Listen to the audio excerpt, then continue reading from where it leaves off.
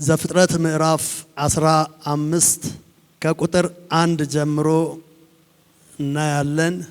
አንድ መጽሐፍ 10 ጊዜ አይነበብም፣ ይሰለቻል። ሁለቴም ሶስቴም አይነበብም፣ በጣም ይሰለቻል። እኔ ይሄንን መጽሐፍ ማንበብ ከጀመርኩ 40 ዓመት አልፎኛል። እስካሁን አልሰለቸውትም። ባነበብኩት ቁጥር without any exaggeration ምንም ኤግዛጁሬት ሳላደርግ ነው የምናገረው። ማለት ሳላገን ነው። ሰልችቶኝ አያውቅም። እንደው ይርበኛል፣ በጣም ይርበኛል። የእግዚአብሔር ቃል የሚርባችሁ ሰዎች፣ ጸሎት የሚርባችሁ ሰዎች፣ አምልኮ የሚርባችሁ ሰዎች ካላችሁ እናንተ ጤናማ ህይወት አላችሁ። በጣም ጤናማ የሆነ መንፈሳዊ ህይወት አላችሁ። ሌላው ክርስቶስን ወይም ስለ ክርስቶስ መናገር ውስጣችሁ ዝም ማለት የማይችል ሰዎች በጣም አሁንም ጤናማ ህይወት አላችሁ። እነኚህ አራቱ የአንድ ክርስቲያን ፒላሮች ናቸው፣ ምሰሶች ናቸው። ውስጣችሁ አምልኮ የሚርባችሁ፣ ውስጣችሁ ጸሎት የሚርባችሁ፣ ውስጣችሁ የእግዚአብሔር ቃል የሚርባችሁ፣ እንደዚሁም ደግሞ ውስጣችሁ ነፍሳት የሚርባችሁ። አቅም ቢኖረን ሁላችንም ብር ተጨማምሮ ሲመጣ ሁለት ነገር እናስባለን። አንድ በባንክ ማስቀመጥ፣ ሁለት አዳዲስ ፕሮጀክቶችን መስራት። ነፍሳትን የምትመሰክሩ ሰዎች አክሊል በሰማይ ያጠራቀማችሁ ነው። አክሊል እነሱ የናንተ አክሊሎች ናቸው፣ ማጌጫዎቻችሁ፣ ክብራችሁ ናቸው። ከእግዚአብሔር ጋር ኪዳን ግቡ። እኔ በእኔ እውቀት ነው የምናገረው፣ በመሃይም እውቀት። ሐኪም ስንሄድ 3 ነገር ያደርጋል። አንዱ ገና ስንሄድ ዶክተሩ ጋር ሳንደርስ የሚቀበሉን እዛ ያሉ ረዳቶች ወይታችንን ምንድነው ክብደታችንን፣ ሙቀታችንን፣ የልብ ትርታችንን፣ እነኚህን ነገሮች ለበቂ ኢንፎርሜሽን ስለሚጠቅሙት እነኚህን ነገሮች መጀመሪያ ላይ ይዛሉ። ያንን አይቶ ከዛ ተነስቶ ሐኪሙ ወደሚቀጥለው ነገር ይሄዳልና መንፈሳዊ ነገራችንን በዚህ ቼክ ማድረግ እንችላለን። በመጽሐፍ ቅዱሳችን ውስጥ በጣም ፖፑላር ታዋቂ እንደውም መስራች ስለሆነው ስለ አንድ ሰው ጥቂት ነገሮች እናያለን። አብርሃም ስለሚባል ሰው። የአብርሃምን ስም የምናገኘው በዘፍጥረት ምዕራፍ 11 የምዕራፉ መጨረሻ አካባቢ ጀምሮ ስናገኘው ከምዕራፍ 12 ቁጥር 1 ጀምሮ አብርሃም ስፍራውን ተቀብሎ በብዛት ኢየሱስ ስም ሲጠራ እናገኛለን። እስከ ዘፍጥረት ምዕራፍ 25 ድረስ አብርሃም ነው። 26 ላይ ደግሞ ይስሐቅ ይቀበላል። 26 ላይ በመጽሐፍ ቅዱስ ፓትሪያርክ አባቶች የሚባሉ 4 አሉ። አንዱ አብርሃም ነው፣ ሁለተኛው ይስሐቅ ነው፣ ሶስተኛው ያዕቆብ ነው፣ አራተኛው ዮሴፍ ነው። እነኚህ ዘ4 ፓትሪያርክስ ይባላሉ። 4ቱ አባቶች ፒላሮች፣ የእስራኤል ምሰሶች ናቸው። ይሄ አብርሃም ከተጠራበት ጊዜ ጀምሮ በእኛ ቋንቋ ጌታን ከተቀበለበት ጊዜ ጀምሮ ጌታን ሲቀበል የ75 ዓመት ሰው ነው። በእነኚህ የህይወት ጉዞ ከእግዚአብሔር ጋራ የሄዳቸው መንገዶች ዩኒክ፣ አብርሃምን ዩኒክ የሚያደርግ ለየት የሚያደርጋቸው 2-3 ነገሮች አሉ። ዋና አንዱ ባለፈውም ሳምንት ብያለው፣ አብርሃም ብቻ መጽሐፍ ቅዱስ ውስጥ የእግዚአብሔር ጓደኛ ዘ ፍሬንድ ኦፍ ጋድ ተብሎ 4 ጊዜ ስሙ ተጠቅሷል። 4 ጊዜ የእግዚአብሔር ጓደኛ ተብሎ። ሁለተኛው አብርሃም የሚታወቀው ልጁን ይስሐቅን ለእግዚአብሔር መስዋዕት አድርጎ አንድ ልጁን በማቅረብ ሌላው የሚታወቅበት ነው። ሶስተኛው አብርሃም የሚታወቀው ብቸኛ አሁንም ዘ ፋዘር ኦፍ ፌዝ የእምነት አባት የሚል የመጀመሪያ ስም የተሰጠው ወይም ይሄ ታይትል ወይም ይሄ ሹመት የተሰጠው ብቸኛ ሰው አብርሃም ነው። አብርሃም ወደ 300 ጊዜ መጽሐፍ ቅዱስ ላይ ስሙ ተደጋግሞ ተጠርቷል። ብዙ ስሙ ከተጠራ ሰው መጽሐፍ ቅዱስ ውስጥ እርሱ ነው። አብርሃም የእግዚአብሔር ልጅ የዘር ግንድ ሆኖ ላይን በሱ ውስጥ ያለፈ ነው። ማቴዎስ ምዕራፍ 1 ቁጥር 1 ላይ እንደዚህ የሚል ቃል ታገኛላችሁ። የዳዊት ልጅ የአብርሃም ልጅ የኢየሱስ ክርስቶስ ትውልድ ታሪክ ይላል። የዳዊት ልጅ የአብርሃም ልጅ የኢየሱስ ክርስቶስ የትውልድ ሐረግ ይልና ኢየሱስ ክርስቶስ ያለፈባቸውን የዘር ግንድ የሆኑትን ወደ 42 ሰዎች እዛ ውስጥ እናገኛለን። ኢየሱስ ለመወለድ ምክንያት የሆኑ ልክ እንደ ድንጋይ እያንዳንዳቸውን እንደዚህ እየተራመደ እነሱ ላይ የረገጠ የሄደባቸውን ወደ 42 ሰዎች እናገኛለን። እዛ ውስጥ በጣም የሚገርም ታሪክ የምታዩት የአብርሃም ልጅ ብሎ በኩር ሲጠራ እስማኤልን ዘሎ ይስሐቅን ይጠራል። የይስሐቅን ልጅ ሲጠራ ኤሳውን ዘሎ ያዕቆብን ይጠራል። የሚዘለሉ ሰዎች በጣም ብዙ አሉ። እንደዚህ ሳጠና ያንን በጣም ብዙ የሚሰለች የስም ዝርዝር አንድ ነገር ለኔ ገባኝ እና ለዛ ክፍል አንድ ርዕስ ሰጠሁት። የሰጠሁትም ርዕስ ምን የሚል ነው? እግዚአብሔር የሚያልፍባቸው ሰዎችና እግዚአብሔር የሚያልፋቸው ሰዎች አሉ። እዛ ውስጥ እግዚአብሔር የሚያልፍባቸው ሰዎችና የሚያልፋቸው ሰዎች አሉ። እግዚአብሔር ይለፍባችሁ እንጂ አይለፋችሁ። እዛ ውስጥ በጣም ብዙ ሰዎችን እግዚአብሔር ያልፋቸዋል። ቅድም እንዳልኩት ለምሳሌ የአብርሃምም የበኩር ልጅ ሌላ ነው፣ ታልፏል። የይስሐቅም የበኩር ልጅ ሌላ ነው፣ ታልፏል። የያዕቆብ ልጆችም የበኩር ልጆች ሌላ ናቸው፣ ታልፈዋል። ስፔሻሊ ያዕቆብ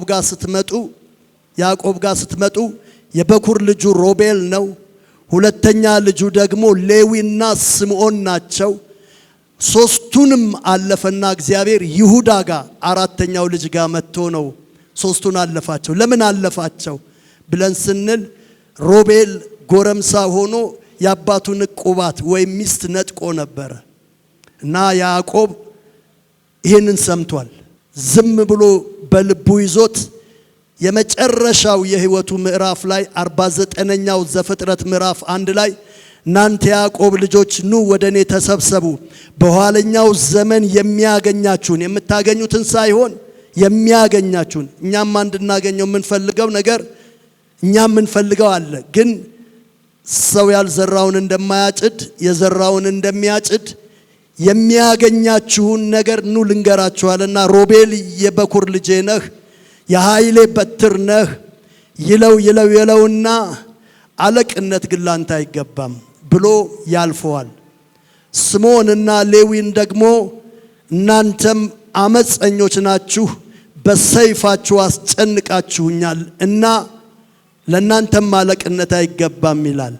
ይሁዳ ጋር ሲደርስ ይሁዳ ወንድሞችህ ላንተ ይገዙልሃል ይልና አራተኛውን በኩር አድርጎ ከ12 ልጆች ያስቀምጣል። እንደዚህ የሚታለፉና እንደገና ደግሞ የሚያልፍባቸው ሰዎች አሉ። ትላንትና በማናለብኝነት በግዴለሽነት በጉርምስና በስልጣን በጉልበት በነበርንበት ጊዜ የዘራናቸው ዘሮች አሁን ወደኔ አይነት እድሜ ጋር ስንደርስ ግድ ነው ሰው የዘራውን ራሱ ነው የሚያጭደውና አንዳንዱን ነገር ስናጭድ ይከብዳል። አንድ አስተማሪ መጽሐፍ ቅዱስ ትምህርት ቤት ሲያስተምረኝ እንደዚህ አለ። እኛ ያገባን ሰዎች ስንጸልይ አውጣን እያልን እንጸልያለን አለ። እናንተ ደግሞ ያላገባችሁ ስትጸልዩ አግባን እያላችሁ ትጸልያላችሁ ወደ ትዳር አለ። የኛ ጸሎት አይሰማም አለ። የእናንተ ጸሎት ግን ስለሚሰማ እናንተ በጥንቃቄ ቻንሳችሁን ወይም ጊዜያችሁን ተጠቀሙ። እኛ አውጣንም ብንለው አያወጣንም አለ። በሌላ አባባል አያፋታንም፣ ተፋቱ አይለንም ማለቱ ነው። ዛሬ ምናልባት እንደኛ ጸጸት እንዳይሆንባችሁ እዚህ ውስጥ ያላችሁ ከዚህ በኋላ ያለውን የህይወታችሁ ምዕራፍ እንኳን ጥላችሁ የምትሄዱትን በጥንቃቄ ጥላችሁ እንድትሄዱ፣ ዘርታችሁ የምትሄዱትን በጥንቃቄ እንድትዘሩ፣ ስትመለሱ ታጭዱታላችሁ። ስለዚህ በጥንቃቄ አንድ ሰው አንድ ክርስቲያን 3 የህይወቱ ምሰሶ አሉት። ያኛው ቀደም ያልኩት በመንፈሳዊ 4 ያልኩት 3 ቅድስና፣ እግዚአብሔርን መፍራት፣ ጽድቅ፣ ህይወት። ከነኚህ ከ3ቱ ቅድስናችሁን ብትጥሉ ወይም ጽድቃችሁን ብትጥሉ ታነሱታላችሁ። እግዚአብሔርን መፍራት ከጣላችሁ ግን በምንም አታነሱ። ቁጥር 1 በህይወታችሁ እግዚአብሔርን መፍራት። እግዚአብሔርን በመፍራት ቅድስና ይመለሳል። እግዚአብሔርን በመፍራት የጽድቅ ህይወት ይታደሳል። ነገር ግን እግዚአብሔርን መፍራት ወድቆ በምን ይመለሳል? ቅድስና በምን ይመለሳል? የጽድቅ ህይወት። ስለዚህ ትልቁ በህይወታችን ዋነኛው ፒላር ምሰሶ እግዚአብሔርን መፍራት ነው። በእንቅስቃሴያችሁ ሁሉ ይሄንን አድርጉ። ከዚህ በፊት ስናገር በእርግጠኝነት ሰምታችሁኛል። ብችል ብዙ ቦታ ብናገረው ፈልጋለሁ። ውጪ ተማሪ ሆኜ አንድ ሰው አላውቀውም፣ እሱም አያውቀኝም። ቤተሰቡን 2 እህቶቹንና አንድ አሮጊት እናቱን አገለግላለሁ። በእነሱ አገር የዛው አገር ሰዎች ናቸው። ሳገለግል ሰውየው ሰምቶ ውጪ ነውና ለኔ ፖኬት መኒ $50 በየወሩ ይልካል።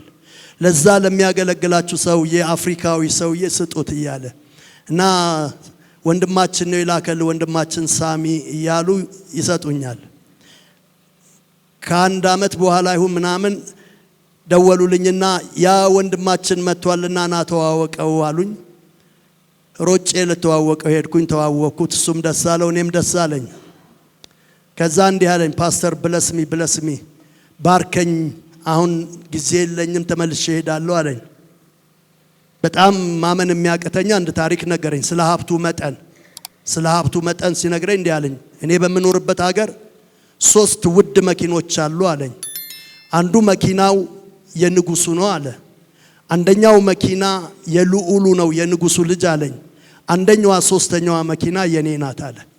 በአገር ውስጥ ካለ በቃ ሰው ከሚነዳቸው በጣም ሱፐር የሆኑ መኪኖች አለኝ። ሌላም ነገረኝ።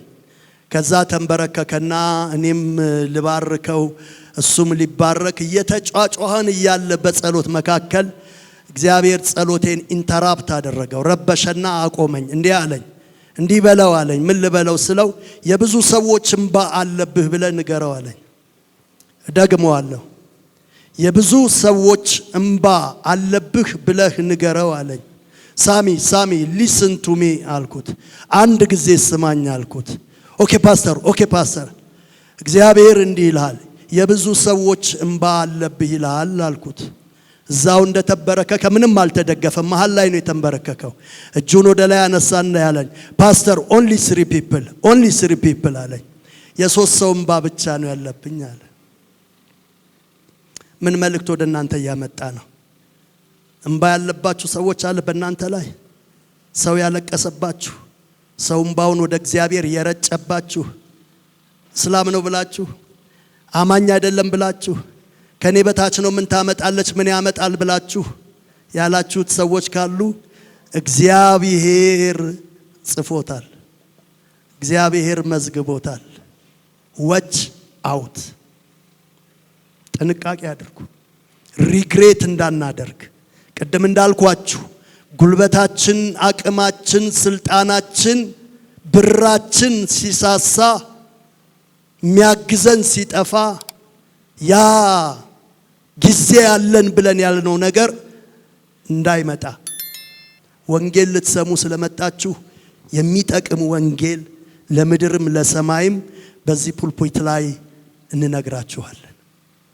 እና ኦንሊ 3 ፒፕል አለ። ምናልባት እሱ የሚያውቀው 3 ሰው ብቻ ነው ያስለቀሰው ያለቀሱበት። እግዚአብሔር ግን የሚያውቀው 3 ሰው ብቻ አይደለም፣ የብዙ ሰው ነው ያለው። ይሄ ቃል 3 ብቻ አይደለም፣ ሶስት ብዙ አይባልም። ሶስት ነው። ኢቭን አምስትም ብዙ አይባልም። ሕዝቤን ልቀቅ ሲል እግዚአብሔር 100 ሰው ልቀቅልኝ አይደለም ያለው። በ100 ሺህ የሚቆጠረውን ሕዝቡን ነው ልቀቅ ያለው። የብዙ ቁጥር ነውና እነኛ ሰዎች በእርግጠኝነት ጴንጤዎች ክርስቲያኖች አይደሉም ብዙዎቹ። ለምን ያ ሰው የሚኖረው አረብ ሀገር ነው። የራሱ ሀገር ሰው ሊሆኑ ይችላሉ፣ የሀገሩ ሰው ሊሆኑ ይችላሉ። እንደዚህ ይላል የእግዚአብሔር ቃል፣ የጠቢብን ቃል አስተዋይ ሰው እንደ ጠሊቅ ውሃ ይቀዳዋል ይላል መጽሐፍ ቅዱስ። ነጋ ብቻ አይልም፣ መሸም አለ። ያዕቆብ በማለዳ በፀሐይ ሩጫ ጀመረና የሚፈልገው ቦታ ሳይደርስ ፀሐይ ጠለቀችበት። ሩጫውን አልጨረሰም፣ የሚያስሮጠው ብርሃን ግን አለቀበት። ሳይወድ የግዱን ተገታ። ምድረ በዳ ላይ ማደር ግድ ሆነበት። ከናቱ ጉያ የወጣ ያዕቆብ፣ በሙቀት ውስጥ ያደገ ያዕቆብ፣ ፓምፐርድ ሆኖ ያደገ ያዕቆብ አንድ ቀን ጊዜ መጣና ከቤቱ ሳይወድ የግዱን ገፍትሮ አወጣው። ሕይወቱን ለማስመለጥ ሲሮጥ የሚፈልገው ቦታ ሳይደርስ ፀሐይ ጠለቀ። ይገባቸዋል? ፀሐይ ጠለቀ ማለት ለናንተ ፀሐይ ይጠልቃል። ሮጠን ሳንጨርስ ይመሻል እንዳይመስላችሁ። ከዚህ በፊት የእግዚአብሔርን ዕድሜ፣ የሰይጣንን ዕድሜ፣ የሰውን ዕድሜ ተናግሬያለሁ። ሁሉም በቁጥር አይደለም መጽሐፍ ቅዱስ ላይ የተቀመጠው። የእግዚአብሔር ዕድሜ ዘለዓለም ነው። የሰይጣን ዕድሜ ጥቂት ነው። የሰው ዕድሜ እንፋሎት ነው። ይሄ ሶስቱንም የሚናገረው መጽሐፍ ቅዱስ ነው።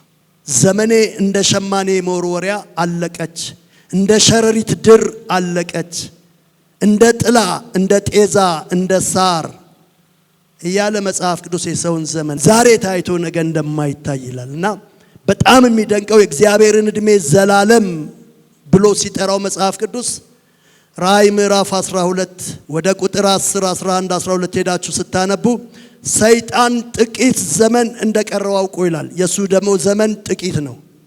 የሰው ዕድሜ ደግሞ በ4 በ5 ምሳሌዎች ተነግሯል። እንደ ሸማኔ መወርወሪያ ይለዋል፣ እንደ ጥላ ይለዋል፣ እንደ እንፋሎት ይለዋል፣ እንደ ጤዛ ይለዋል። ዛሬ ተቀጥፎ ደስ እንደሚል አበባ ነገ ግን እንደሚጠወልግ። ስለዚህ የመጨረሻው ዕድሜ የሌለው ምስኪን ሰው እኛ ነን። ለእግዚአብሔር ለዘላለም የፈጠረውን ሰው 100 ዓመት በጣም እጅግ ኢምንት ነው። እግዚአብሔር ለ100 ዓመት አይደለም በምስሉ የፈጠረን፣ በአምሳሉ የፈጠረን መንፈሱን የማይሞት መንፈሱን እኛ ውስጥ ዘላለማዊ መንፈሱን ያለብን ለዘላለም እንድንኖር እንጂ 70 እና 80 ዓመት ብርቃችን እንዲሆን አይደለም። ከዚህ የተነሳ ክቡር ሰው ሆይ ምንም ከእንስሳ ጋር ብንኖር፣ ምንም ከግዑዝ ጋር ብንኖር፣ ምንም ከእጽዋት ጋር ብንኖር ከአንዳቸውም ጋር አንመሳሰልም። የኛ ምሳሌ እግዚአብሔር ነው። በምስሉ የሰራን እርሱ ስለሆነ የሱ ኢሜጅ በእኛ ውስጥ ነው ያለው። እኛ የአፈር ልጆች አይደለንም፣ የእግዚአብሔር ልጆች ነን። ኦሪጂናችን አፈር አይደለም፣ ኦሪጂናችን እግዚአብሔር ነው። ክብር ለዚህ አምላክ ይሁን።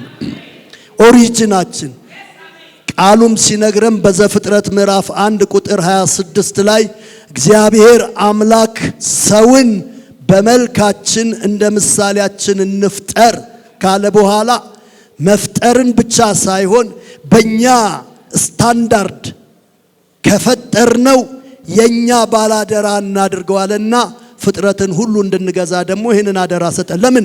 ያ ኖሌጅ፣ ያ ፓወር፣ ያ ጉልበት፣ ያ ዊዝደም ስላለን እና ሁሉንም ከኛ እግር በታች አስገዛለን። ስለዚህ ወገኖቼ ምን ልላችሁ ፈልጋለሁኝ፣ ስፍራችን አሁን የምንኖረው አይደለም። ሰይጣን የሚሰለጥንብን፣ በሽታ የሚሰለጥንብን፣ ችግር ጉስቁልና የሚሰለጥንብን አድርጎ እግዚአብሔር አይደለም የፈጠረን። አይደለም። ለዛ አልተፈጠርንም። ለዚህ ነው በክርስቶስ ኢየሱስ የሪስቶሬሽን ታይም እንደገና የመታደስ ታይም ወደ ስፍራችን የመመለስ ሌላ ሁለተኛ እድል የሰጠን። ዘፍጥረት ምዕራፍ 2 ቁጥር 7 ላይ እንደዚህ የሚል ቃል አለ። እግዚአብሔር አምላክም ሰውን ከምድር አፈር ፈጠረው አይልም፣ አበጀው። it is a ኮንቴነር ነው። አፈር ለኛ እኛ አይደለንም፣ ኮንቴነር ነው። እንደው ፈርዘር ማንበብ የምትፈልጉ ሰዎች እዚህ ውስጥ ብዙ ስላላችሁ ሂዩማን ማለት ሰዋዊ ፍጡር የሚለው ነው። ወንድ አይደለም ሴት አይደለም፣ ሂዩማን ቢንግ የምንለው ይሄንን ሂዩማን የሚለውን ፈርዘር ሄዳችሁ ብታዩ ሂዩመስ ማለት ነው። ምን ማለት ነው? አፈርና ነፍስ፣ አፈርና መንፈስ፣ አፈርና እስትንፋስ፣ አፈርና ህይወት የሚለውን ነው የምታገኙት። በሂብሩ መንፈስ፣ ንፋስ፣ ህይወት፣ አየር ማለት ሮሆ ማለት ነው። በግሪክ አየር፣ ንፋስ፣ መንፈስ፣ ነፍስ ማለት ደግሞ ኒዩማ ይባላል። ዘፍጥረት ምዕራፍ 1 ላይ እግዚአብሔር የፈጠረውን ሰው አይደለም የሚለው፣ አዳም አይደለም የሚለው ኢሽ ነው የሚለው፣ ISH ኢሽ ነው የሚለው። ዘፍጥረት ምዕራፍ 1 ቁጥር 26 ላይ የፈጠረውን፣ ዘፍጥረት ምዕራፍ 2 ቁጥር 7 ላይ የፈጠረውን ግን አዳም ነው የሚለው። አዳም ማለት በእነሱ ቃል አፈር ወይም ደስት ማለት ነው፣ አፈር ማለት ነው። እና ምንድነው ብለን ስንል ጭቃና ህይወት፣ ነፍስ፣ እስትንፋስ ማለት ነው። ይሄንን እግዚአብሔር የመጨረሻው ቴክኖሎጂ ነው ብያለሁ። እግዚአብሔር ሰው ለእግዚአብሔር የመጨረሻው የቴክኖሎጂ ውጤት ነው። ለምን? መንፈስ ብቻ ፈጠረ መላእክታትን፣ ከምድር ደግሞ ፈጠረ እጽዋትን፣ እንስሳን፣ ግዑዛንን። ሰውን ግን ከምድርም ከሰማይም ነው ቀላቅሎ የፈጠረው። ከባዱ ከፕላስቲክ አንድ ነገር መስራት ከባድ አይደለም። ከብረት አንድ ነገር መስራት ከባድ አይደለም። ብረትና ፕላስቲክን ደባልቆ መስራት ግን ሌላ ዕውቀት ፈልጋል። ለምን? ኮምፓቲቢሊቲ እንዲኖራቸው፣ ተያያዥነት እንዲኖራቸው። እግዚአብሔር በጥበቡ ይህንን ሰው ላይ ተጠብቦበታል። ሰው ላይ በጣም ተጠብቦበታል። ለዚህ ነው ይህንን ሰው እንደ እንስሳ እንደ ግዑዝ መሬት ላይ ጥሎት ሊረሳው ያልፈለገው፣ ሊፈልገው መጥቷል። ንብረት እርዝ የምትባል ፕላኔት ላይ፣ መሬት የምትባል ፕላኔት ላይ እግዚአብሔር ምን ንብረት አለ ቢባል ብዙ አንበሶች፣ ብዙ ጅራፍ፣ ምንድነው ቀጭኔ ምናምን አይደለም፣ ሰው አለ።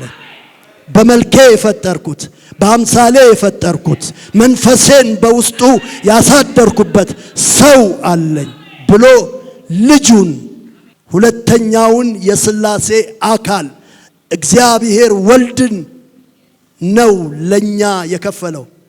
የኔ ዋጋ ተመኑ አሁን በአክሲደንት ብሞት ኢንሹራንስ የሚመድብልኝ መንግስት የሚመድብልኝ አይደለም።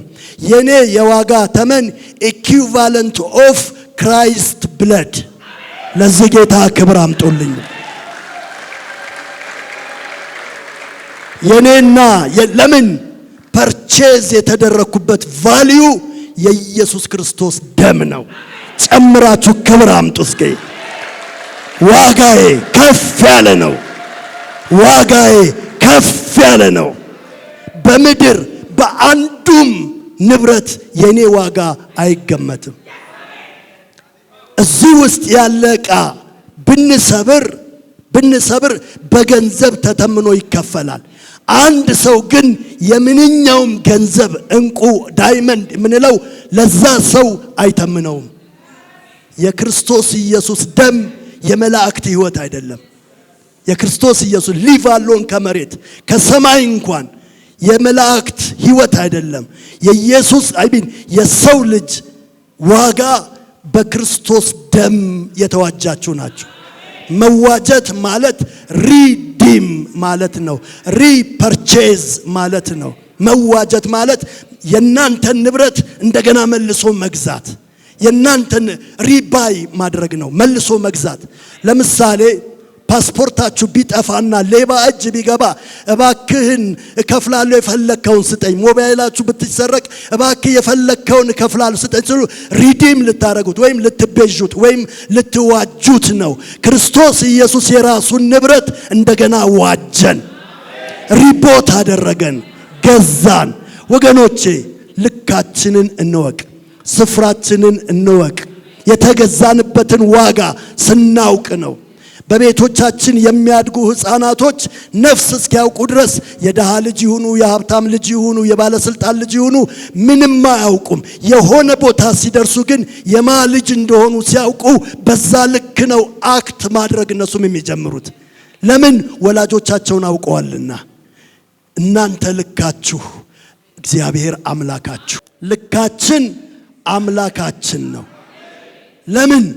እስቲ ገብርኤል ሂድና ባክህ ሰውን ተቤዥልኝ፣ ሚካኤል ሂድና ሰውን ተቤዥልኝ አላለም። እግዚአብሔር ልጁን ነው ሄደህ ተቤዥልኝ ያለው። ስለዚህ በብርና በወርቅ ወይም እድፈት ባለበት በበግ ደም ሳይሆን ክቡር በሆነ በክርስቶስ ኢየሱስ ደም ተገዝታችኋል። ጴጥሮስ የሚነግረን ይህንን ነው። እኔ ስፍራዬን እኔ ዋጋዬን አላሳንስም። ዋጋዬ ይህንን ያክላል። ለእኔ ለአንዱ ሰው እንኳን ዓለም ዋጋዬን አትተምነውም። ብትሸጥ ይህንን ዋጋ ማንም ቢችሉ ኖሮ ታላላቅ ባለጸጎች ሲሞቱ ነፍሳቸው ተገዝታ በተመለሰላቸው ስለማይችሉ ነው። ወደዚህ ስንመጣ የሰው ኦሪጂን ዋናው ስፍራውን ወንጌል በትክክል ይነግረናል። በእግዚአብሔር ፊት የከበራችሁ ናችሁ። በእግዚአብሔር ፊት የከበራችሁ ናችሁ። ዛሬ እናንተ ይዛችሁት የመጣችሁት ጥያቄ ከእግዚአብሔር አንጻር ነቲንግ ምንም አይደለም። አንተ አንቺ በአምላክ በእግዚአብሔር ፊት የከበራችሁ ናችሁ። ለዚህ ክቡር ጌታ ክብር አምጡለት።